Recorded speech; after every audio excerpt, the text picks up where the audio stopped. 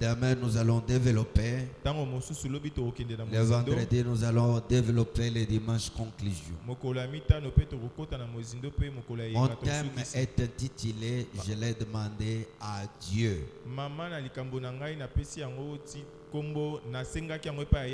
Et l'histoire que nous venons de lire, c'est une histoire que nous connaissons dans cette maison. Mais nous allons prendre quelques autres angles qui peuvent te faire du bien, qui peuvent nous faire du bien. C'est l'histoire de la deuxième et la troisième mission de Paul. Il se dirige en grec. Cet homme est arrivé dans le pays des Romains. Première fois pour annoncer l'évangile du salut. À mission. Mais lorsqu'il arrive là, qu'il y avait une femme. Cette femme avait l'esprit de divination.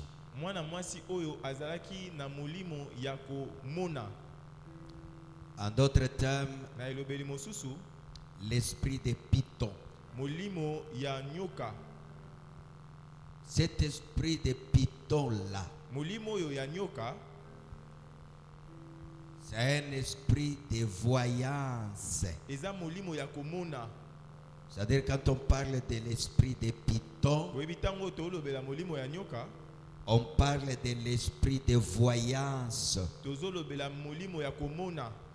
Ou encore l'esprit de divination. C'est ça. Paul rencontre cette femme qui avait l'esprit de voyance ou l'esprit de Python, bien entendu. Chaque fois, cette femme est en train de rendre un témoignage à Paul. Un témoignage de Silas. Ces hommes que vous voyez sont vrais et ce sont des hommes de Dieu. Chaque fois Paul voyait cela, écoutez ces paroles. Mais Paul n'était pas convaincu. Il simple raison que la vérité ne doit pas sortir d'une force ténébreuse.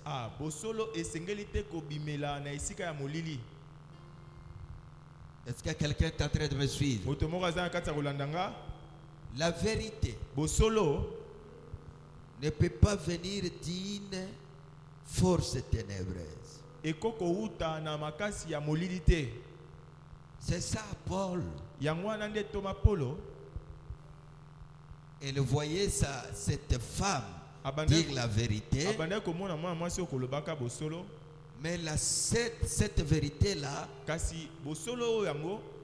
venait d'une femme esclave. Une femme romaine. Donc la source de cette vérité n'était pas bonne. Et comment Paul va-t-il croire à cette vérité dont la source est ténébreuse? Déjà là, c'est un problème.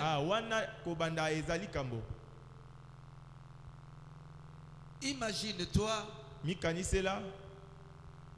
quelqu'un vient prophétiser sur toi. Mais cet homme n'est pas de Dieu. Va-t-il le croire? Ou va-t-il refuser? C'est cela le vrai problème. Même si ce que lui dit est vrai. Mais du fait que ça vient d'une source mauvaise, On ne va pas croire. Parce que dans la bouche du diable, il n'y a que les mensonges. Les gens qui disent Amen ne sont pas là. Alléluia. Amen. Même si ce que le diable semble être, ce que dit le diable semble être vrai, du fait que ça vient d'une mauvaise source, on ne va pas croire. Pour croire que ça c'est une vérité, ça doit venir d'une bonne source. Et la véritable source c'est Jésus. Si ça vient de Jésus, là nous allons croire que c'est une vérité. Mais si c'est une vérité qui vient d'une mbikoudi, on ne va pas croire. Vous comprenez? C'est cela déjà le vrai problème. Il voyait cette femme dire la vérité, mais par un esprit de python. Cette vérité-là ne venait pas du Saint-Esprit. Cette vérité-là venait de l'esprit de python. Et du coup, il n'y a pas moyen de croire à ça. Paul a refusé de croire à cela. Bien aimé, qu'est-ce qu'il fera? La première des choses, Paul chasse l'esprit qui possédait cette femme. Il chasse l'esprit qui l'aidait à diviner. Il chasse cet esprit. Du coup, la femme est délivrée. Elle n'est plus possédée. Or, cette femme-là, la Bible dit qu'elle avait des maîtres. Et des maîtres-là tiraient profit, tiraient l'intérêt à chaque fois que la femme prophétisait. À chaque fois que la femme disait des choses, si le Romain bien sûr, l'argent entrait. C'est-à-dire leur maître, les maîtres de cette femme gagnait alors beaucoup d'argent. Il gagnait beaucoup d'intérêt. Il gagnait beaucoup de choses au travers de cette femme. Cette femme faisait entrer l'argent. Mon premier point de ce soir, c'est que ceux qui t'utilisent pour leur profit doivent tomber ce soir au nom de Jésus. Amen. C'est cela le vrai problème. La femme était comme un centre d'intérêt pour les maîtres. Au fait, cette femme était exploitée pour l'intérêt des maîtres. Elle était exploitée. Chers frères et sœurs, le rôle des maîtres, c'est de nous exploiter. Qui t'exploite spirituellement, qui fait que toi, tu deviennes la source de leur intérêt.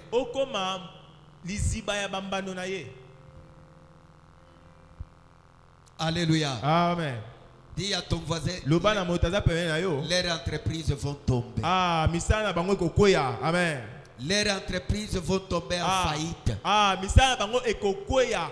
Parce que on ne va pas continuer à être exploité. On ne va pas continuer à être exploité. Amen. Tu es possédé, mais pour les intérêts des autres. C'est cela le vrai problème. Qui se réjouit lorsque toi tu plais? Qui se réjouit? La vraie sorcellerie, bien-aimée, c'est lorsque tu es exploité. Ta souffrance à toi commence à attirer le bonheur des autres. Ça, c'est ce que nous appelons l'exploitation. Alléluia. Amen. Alléluia. Amen. Écoutez bien, aimé. Sur la terre, il y a une catégorie de personnes qui ne veut pas te voir errer, mais qui trouvent leur bonheur en te faisant souffrir. Qui trouvent leur bonheur en te faisant souffrir. Qui trouvent leur bonheur en te faisant souffrir. Toi souffre, mais fais-nous de l'argent. Toi souffre, fais-nous de l'argent. Toi souffre, toi plaît, mais pour notre intérêt. Je déclare ce soir, les entreprises vont tomber en faillite. Non, cet amen me dérange. Les entreprises vont tomber en faillite. Je dis amen très fort. Que Dieu te délivre ce soir. Tu ne seras pas la source de leur intérêt. Non. Tu dois s'arrêter au nom de Jésus. C'est très mauvais. C'est curieux. C'est souffrant. Bien-aimé dans le Seigneur, qui t'exploite spirituellement, qui t'exploite spirituellement. Pourquoi les autres s'enrichissent, mais leur richesse provoque ton malheur. Votre souffrance fait leur bonheur. Ça dérange. Ça fait très mal. Plus jamais personne ne va pas t'exploiter. Je dis plus jamais tu ne vas pas pleurer pour le bonheur des autres. Je dis plus jamais tu ne vas pas souffrir pour que les autres commencent à se réjouir. Alléluia. Amen. Est-ce que vous pouvez appeler Johnny pour qu'il arrange mon micro? Est-ce que tu peux acclamer pour la gloire? Écoutez bien le Seigneur. Le monde que nous vivons, c'est un monde très méchant, un monde très compliqué. Ne pensez pas que tout le monde va se réjouir de ton bonheur. Pensez comme ça, c'est être naïf. Beaucoup plus, les gens préfèrent te voir dans la souffrance. Beaucoup plus, les gens préfèrent te voir dans les malheurs. Beaucoup plus, les gens préfèrent te voir pleurer. Lorsque toi tu pleures, et se réjouissent. Cette histoire doit s'arrêter aujourd'hui. Je disais cette histoire doit s'arrêter aujourd'hui. Je disais ça doit s'arrêter aujourd'hui. Toi tu ne vas pas souffrir pour l'intérêt l'intérêt des membres de ta famille. Non, tu ne vas pas souffrir pour l'intérêt de ton chef. Il y a dans d'autres entreprises qui entrent dans l'entreprise, qui commencent à travailler dans l'entreprise. Pendant que toi tu souffres, cela crée la joie dans leur monde. La Bible dit, les maîtres de cette femme était tellement très fâché contre Paul et Silas. Pourquoi? Parce que Paul a accepté de délivrer cette femme. Donc, selon les maîtres, on voulait que cette femme soit toujours possédée, continue à diviner, mais pour l'intérêt des autres. Alléluia. Amen. Écoutez, aujourd'hui, les entreprises vont tomber en faillite. Amen.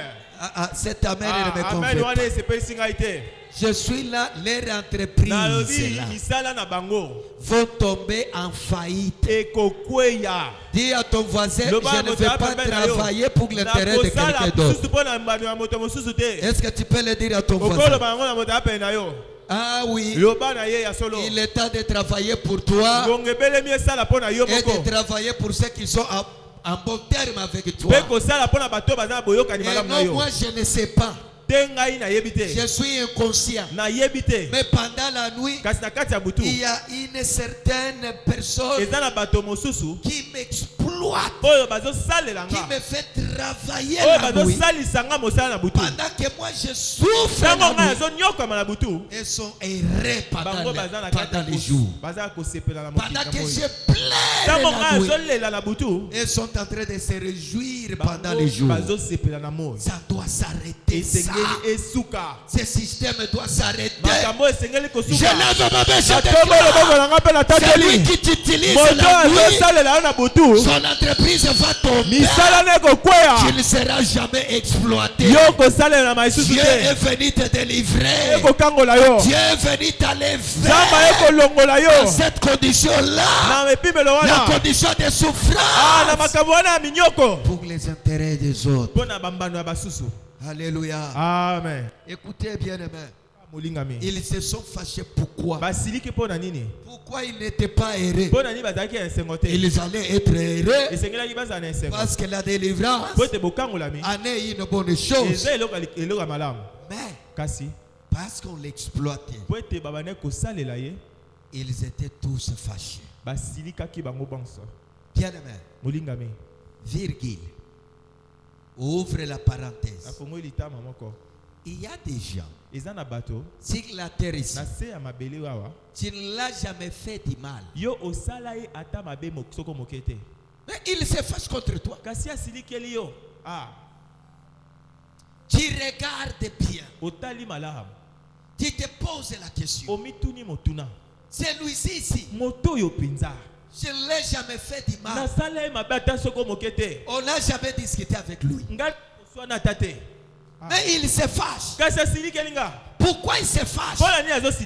Pourquoi? Tu l'as fait quoi? Regarde d'abord ceux qui se fâchent contre toi. Tu les as fait quoi? Si tu vois quelqu'un se fâcher contre toi sans problème, c'est que c'est lui le vrai problème. Amen, amen, amen, amen, amen, amen. Cette acclamation me fait mal. Est-ce qu'on peut bien acclamer le roi? Si tu vois quelqu'un se fâcher contre toi sans problème, tu examines, tu t'examines, tu n'as pas fait rien de mal contre lui, il se fâche, c'est que c'est lui le vrai problème. Il y a beaucoup de gens qui sont des vrais problèmes contre toi sans que tu saches que ces gens ici ont des problèmes contre moi. Toi tu n'as pas de problème. Mais pourquoi tu te fâches contre moi? Qu'est-ce que je t'ai fait?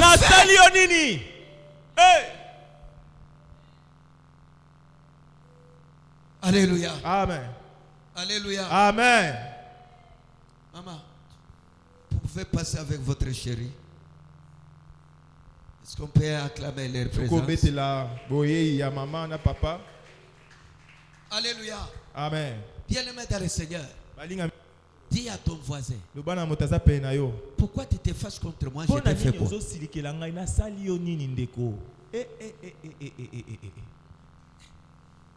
Bien-aimé, tu regardes une personne, il commence à s'enorgueillir, il gonfle même.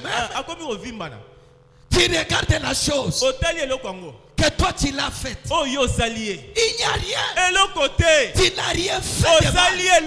Mais pourquoi il se fâche contre toi? Parce que c'est lui le vrai problème. Il faut se méfier de ce genre de personnes. Parce que ce genre de personnes peuvent t'empoisonner avec un sourire aux lèvres.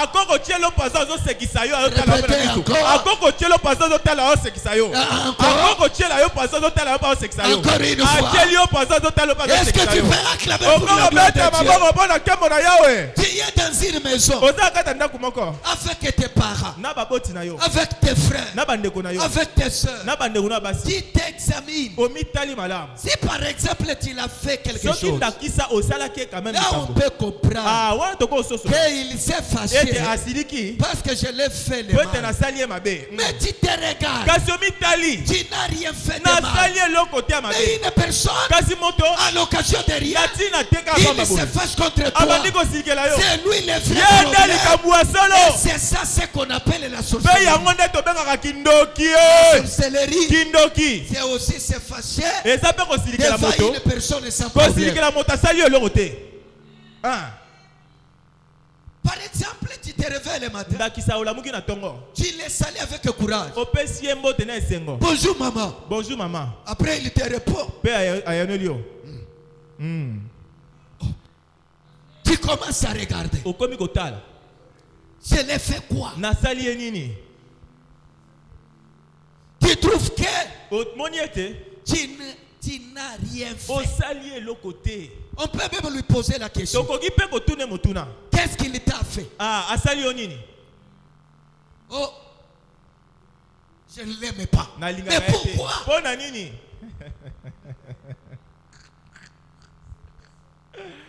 Pourquoi tu ne l'aimes pas? C'est lui qui pratique ce genre de choses. C'est celui le vrai problème. C'est celui le vrai problème. Ne regardez pas ailleurs. Dieu t'a montré clairement que le vrai problème de ta vie, c'est bien lui.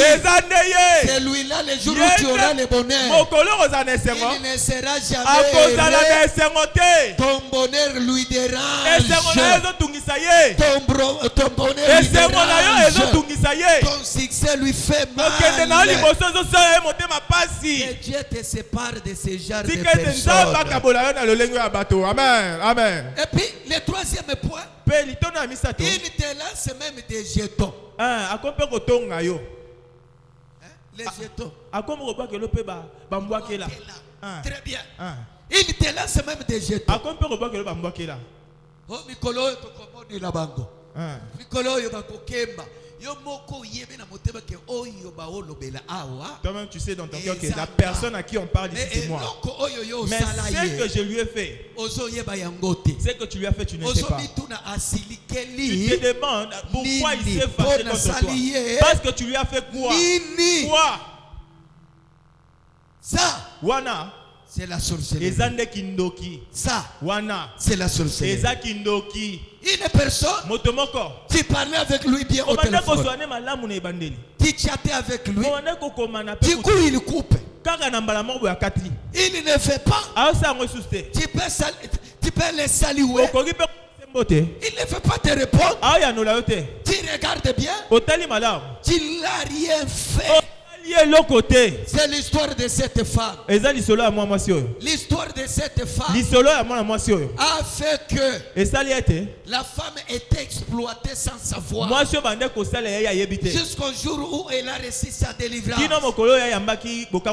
Qu'est-ce qu'elle a constaté? Au lieu que les gens se réjouissent de sa délivrance, les gens commencent à s'énerver pour Paul qui a délivré cette femme. Est-ce que c'est normal ça? Alléluia. Amen. Que Dieu te sépare de mauvaises personnes dans ta vie. Amen. Ton amen, je les jette dehors. Je dis que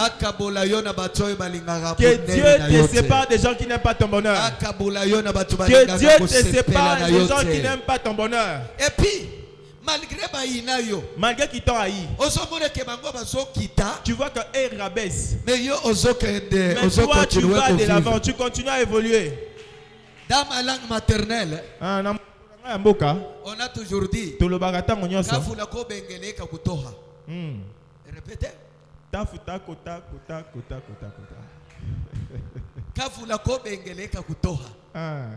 Qu'est-ce que cela veut dire? Voyez la pluie là qu'on néglige. Ça ne sera pas une forte pluie. Tu peux sortir. C'est ce genre de pluie là qui mouille les gens. On t'a haï sans problème, sans cause tangible. Mais Dieu, connaissant leur cœur de haine, Dieu ne va pas t'abandonner. Dieu ne va pas te laisser. Il va commencer à te faire du bien. Et il faut maigrir. Ils vont maigrir. Pendant qu'il faut maigrir, Dieu est en train de te faire du bien. Amen. Amen. Amen. Ils vont maigrir. Et Dieu continuera à te faire du bien. Les gens de mauvais cœur, ils n'iront pas de l'avant à tes côtés. Je dis les gens méchants, ils n'iront pas devant. Ils n'iront pas à l'avant à tes côtés. Parce qu'ils t'ont haï à cause de rien. Je lève ma main. Dieu te délivrera ce soir. Tu auras le vrai bonheur. Et ceux qui ne veulent pas ton bonheur, il faut maigrir. Il faut maigrir. Il faut maigrir. Il faut souffrir. Dieu ne laisse jamais les justes souffrir entre les mains des injustes. Dieu ne les laisse jamais. La Bible me dit les malheurs atteignent souvent les justes, mais l'Éternel les en délivre toujours. Je lève ma main, je déclare ce soir, Dieu va te délivrer. Dieu te donnera le bonheur. Et ceux qui ne veulent pas ton succès, ils vont voir ton succès encore. Amen. Il faut voir ton succès. Alléluia. Amen. Dis à ton voisin na sala yoni.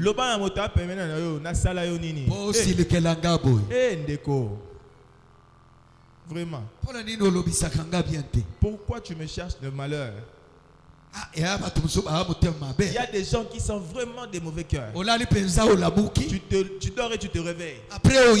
Tu me hais. La plupart des gens qui t'aiment, qui te haïssent, c'est-à-dire il t'a cherché la journée et il n'a pas réussi. Et il vient maintenant la nuit. Il te cherche encore. Et il ne parvient toujours pas. Parce qu'il n'est pas parvenu. Et le matin, son comportement de la nuit se manifeste le matin. Et il commence à gonfler pour rien. Ce sont des sorciers qui ont tenté l'enduit. Ils ont échoué. Et pendant la journée, ils ont adopté un caractère contre toi. Mais Dieu ne te laissera jamais. Parce qu'il connaît les complots. ne t'abandonnera jamais parce qu'il connaît leur complot. Dieu te fera du bien. Dieu te gardera. Il connaît ce qu'il complote contre toi. Il connaît leurs plans. Il va encore échouer. Dieu, il est Dieu qui soutient ceux qui sont faibles, mais qui les cherchent toujours malgré leurs faiblesses. Acclamez pour la gloire de Dieu. On ne te vaincra jamais. On ne te vaincra jamais. Mais toi qui m'écoutes ici, tu commences à se fâcher contre une personne à l'occasion de rien. Sachez très bien que tu n'es pas loin d'être sorcier. Il faut chasser cet esprit. C'est ce que nous appelons l'esprit de la sorcellerie. Comment tu peux prier et garder les gens sans cause? Alléluia. Amen. Alléluia. Amen. Alléluia. Amen. Alléluia. Amen. Alléluia. Amen. Acclamez pour la gloire de Dieu. Il est Dieu merveilleux. Il est le Dieu puissant. Il est le gardien. Il est le protecteur. Écoutez ceci. Si ta vie dépendait que des hommes, chers frères, tu allais être malheureux jusqu'à ta mort. Si ta vie dépendait que des personnes, tu allais être malheureux jusqu'à la fin de ta vie. Mais parce que ta vie ne dépend pas de ces gens-là, voilà pourquoi jusqu'à ce jour, malgré leur combat, tu es toujours en vie. Malgré leur combat, tes enfants sont en vie. Malgré leur combat, tu manges toujours. Malgré leur combat, tu t'habilles toujours. Malgré leur combat, tu es en bonne santé. Malgré leur combat, est-ce que quelqu'un peut acclamer? Ta vie ne dépend pas d'eux, mais ta vie dépend de Dieu. Parce que ta vie dépend de Dieu, ils ne te vaincront jamais. La Bible dit, ils te feront quoi? La guerre, mais ils ne te vaincront jamais. Acclamez pour la gloire de Dieu. Acclamez pour la gloire de Dieu. Acclamez pour la gloire de Dieu. Écoutez, Paul, sans rien faire de grave, il se trouve en prison. Les maîtres ici, décideur de donner le coup à Paul et Silas. On l'a frappé. On les a frappés. On les a chargés de coups. Et après avoir les chargé le coup, on les traîne devant le prêteur. Lorsqu'ils arrivent là, le prêteur décide de les mettre dans la prison. Et Paul se trouve dans la prison. Et Silas, bien sûr. Qu'est-ce que Paul a fait de mal? Il a annoncé que l'évangile. Il a délivré que la femme. Si quelqu'un ne t'aime pas, même si tu fais le bien, il trouvera le mal dans le bien. Amen. Alléluia. Amen. Paul se trouve dans la prison. Dans la prison. Et puis, on prend un gardien. On le met là. Un surveillant. On le met là. Pour que Paul et Silas ne sortent pas de la prison. qu'il soit toujours dans la prison. Qu'est-ce que je voulais dire par là? Je voulais te dire que on peut te mettre dans la prison. Mais la clé de la prison se trouvera toujours entre les mains de Dieu. Amen, amen, amen. On peut te mettre un surveillant. On a mis un surveillant. Il est là pour contrôler, pour surveiller. Mais les clés de la prison se trouvaient toujours entre les mains de Dieu.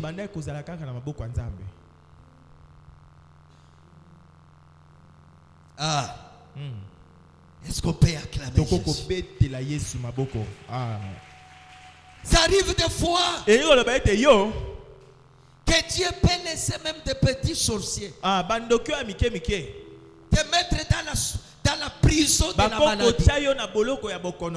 Mais aujourd'hui, mettez en tête, même si tu es dans la prison de la maladie, même si tu manques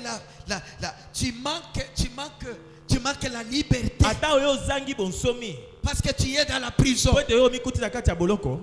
mais mettez en tête, les clés de la prison, c'est Dieu qui les garde. Est capable d'utiliser ces clés comme il fait, quand il fait, et tu quittes la prison parce que c'est lui qui a des clés. Je prie ce soir, tu sortiras de cette prison-là. Je dis tu sortiras de cette prison-là. Je dis tu sortiras de cette prison-là. Tu sortiras de cette prison-là. Tu sortiras de cette prison-là. Pourquoi? Parce que Jésus garde les clés. Amen.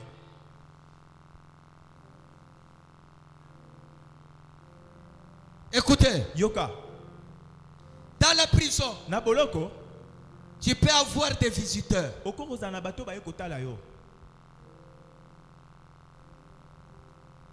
Et d'autres visiteurs arrivent. Ils te laissent les foufous. D'autres arrivent.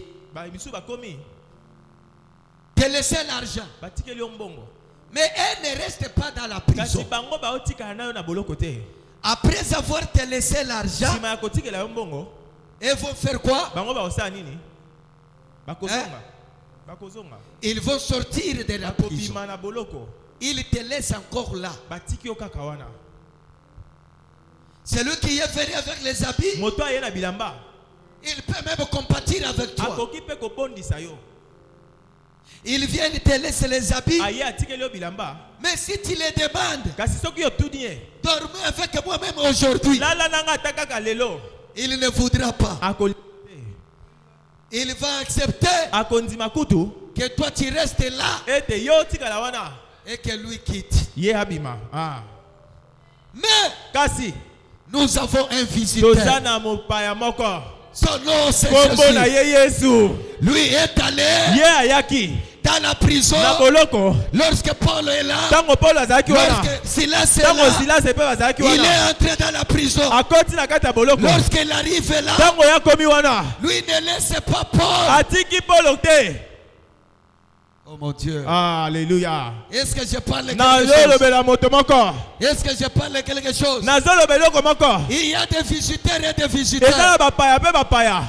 Tu peux dire à ton voisin, il y a des visiteurs et des visiteurs. Il y a des visiteurs qui peuvent arriver dans la prison. Ils te donnent quelque chose, mais il te laisse dans la prison. Mais toi et moi, nous croyons à un véritable visiteur. La Bible me dit, au milieu de la nuit, Paul et Silas commencèrent à chanter et à prier. Il est là descendu. Il est descendu dans la prison. Lorsqu'il arrive dans la prison, il n'est pas comme d'autres visiteurs qui viennent dans la prison et qui te laissent dans la prison. Il n'est pas comme d'autres visiteurs qui viennent te trouver avec un problème et te laissent avec les mêmes problèmes. Lorsque lui arrive, il arrive pour te libérer. Il est arrivé là, il a frappé Paul. Il a dit, porte tes sandales, commencez à me suivre. Je t'annonce ce soir, le meilleur visiteur, il est venu aujourd'hui. Est-ce que je peux parler? Est-ce que je peux bénir une personne? Je dis ce soir, le véritable visiteur est venu te visiter. Il est venu te visiter. Tu ne resteras pas toujours dans la prison. Aujourd'hui, tu sortiras. Tu sortiras. Tu sortiras. Tu sortiras. Tu sortiras. Tu sortiras. Tu sortiras. Tu sortiras. Tu sortiras. Tu ne resteras pas là. Écoutez bien aimé. Ayez ces visiteurs-là. De temps à autre, sois visité par cet homme. Quand lui te visite, il laisse les signes. Comme on a toujours dit, là où deux ou trois sont ensemble à son nom, il est au milieu d'eux. Si Dieu est au milieu de vous, il ne viendra pas te laisser. Il t'a trouvé. Quand lui arrive devant toi, c'est pour changer quelque chose. C'est pour amener quelque chose qui peut te donner la solution à ton problème. Je lève ma main, tu ne sortiras pas ici tel que tu es venu. Écoutez bien, il a rencontré Marie. Marie est tombée enceinte.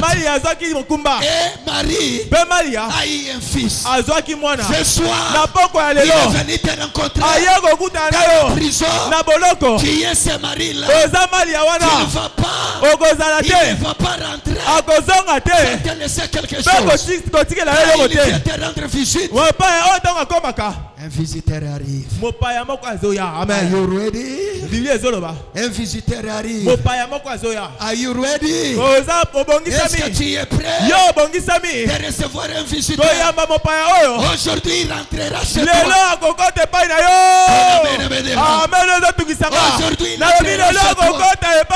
Aujourd'hui, il entrera chez toi. Dis à ton voisin, le visiteur arrive.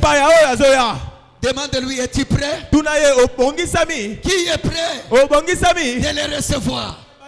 Quand il arrive, il laisse toujours des signes. Abraham était assis sous les arbres de Mamré. Il faut le visiteur passer. C'était les trois hommes. Abraham les reçoit. Lorsqu'ils entrent là, il laisse Isaac. Après l'âge de 100 ans, j'aimerais te dire ce soir, les visiteurs arrivent. Lorsqu'ils viendront, ils vont laisser Isaac. Lorsqu'ils viendront, ils vont te sortir de la prison. Lorsqu'ils viendront, ils vont te laisser mariage. Lorsqu'ils viendront, lève ta voix, dis, je sortirai. Je sortirai. Je sortirai. Tu sortiras où? Tu sortiras de quoi? Tu sortiras de cette maladie. Tu sortiras de ce combat-là. Tu sortiras ensemble. Vous croyez à cela? Ils sont arrivés dans la prison. Parce qu'il y avait les gardiens. Il y avait les geôliers. Et les clés de la prison.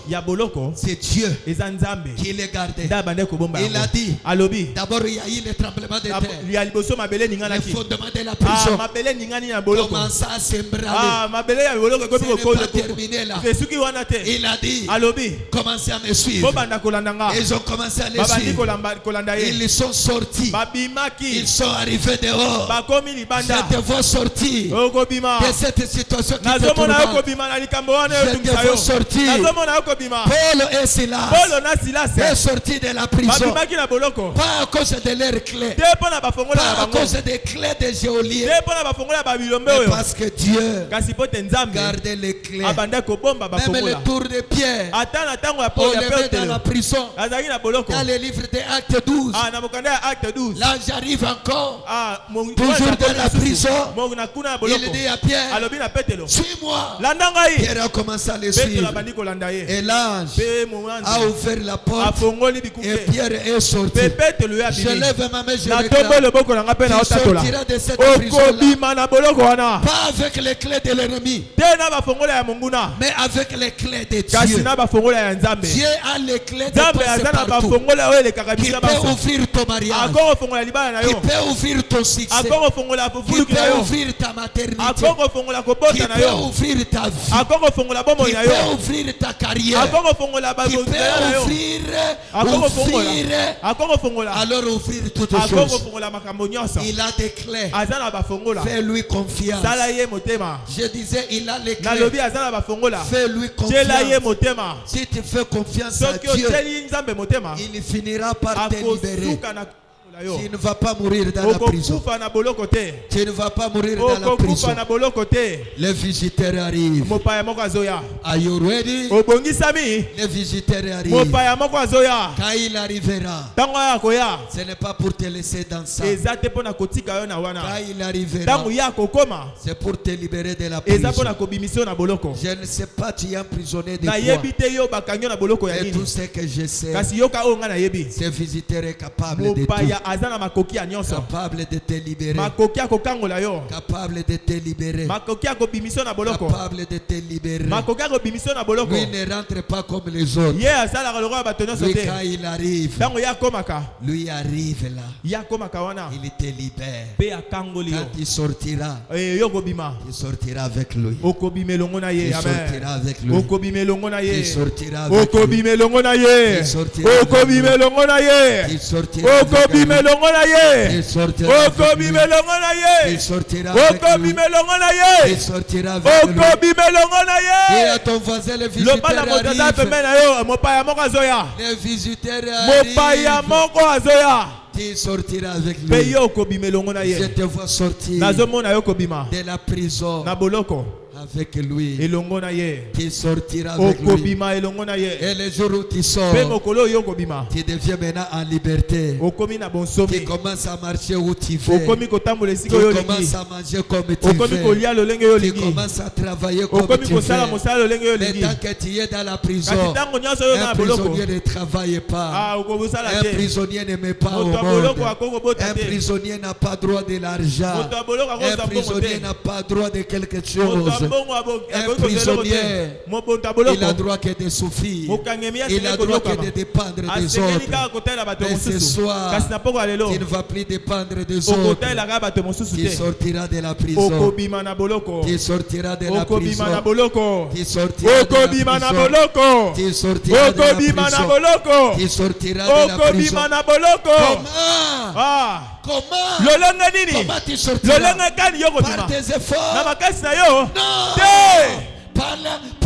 Par les relations humaines? Non! Mais tu sortiras parce qu'un véritable visiteur arrive. Amen. Que Dieu bénisse. Alléluia. Alléluia. Alléluia. Alléluia.